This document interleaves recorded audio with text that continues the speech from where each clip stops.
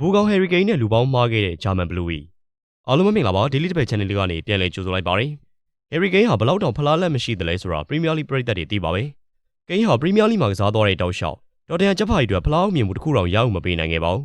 အင်္ဂလန်တင်းမှာလည်းထိုနီ၎င်းပဲရုန်းကန်နေခဲ့ရတဲ့ကိန်းကိုဖလားကန်ခေလွန်းတာကြောင့်ဘူကောင်လို့တော်နာမည်ပြောင်းပေးထားကြပါတယ်ဇာသမားဘွားမှာဖလားရဖို့ကျင်းနေတဲ့ကိန်းဟာတေချာပေါက်ဖလားရကိုရနိုင်တဲ့ဘိုင်ယန်မြူးနစ်ကိုပြောင်းရွှေ့ခဲ့ပါတယ်ဒါတော့ပွဲဥထွက်ရာသီမှာဘိုင်ယန်ကခွက်ပြောက်ခဲ့ရပြီးတော့ဘူကောင်ချိန်စာတွေရှေ့ဆက်နေခဲ့ပါတယ်နောက်ရာသီတွေမှာမိုက်ကယ်အိုလီဆေလူးဝစ်ဂျီအက်စ်ဂျမားမူစီယာလာတို့လိုကစားသမားတွေနဲ့တွဲကစားရတဲ့အခါကိန်းလဲရောပြော့ပြီးတော့ပြည်တွင်းဖလားတွေရရှိလာပါတယ်ဒါပေမဲ့ကိန်းရဲ့အိမ်မက်ချန်ပီယံလိကတော့အဝေးဝင်းနေအောင်ပဲဖြစ်ပါတယ်ဒီတရားဒီမှာဘိုင်ယန်မြူးနစ်ကဥရောပထိပ်တန်းလိငါးခုရဲ့အစောဆုံးချန်ပီယံဖြစ်တဲ့အသင်းဖြစ်လာပါတယ်ဒါကြောင့်ဘိုင်ယန်ကချန်ပီယံလိမှာခက်ခဲတဲ့လမ်းမှာရှောက်လန်းခဲ့ရမယ်ပြင်ဆင်ခြင်းအပြည့်အဝရရှိခဲ့ပါတယ်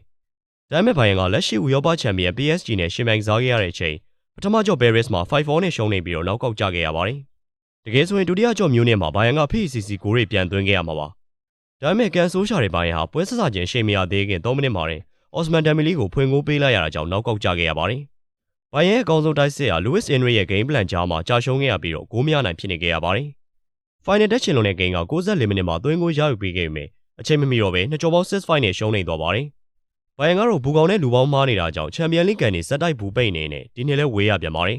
ကြည့်ရှုပေးကြတာကျေးဇူးတင်ပါတယ်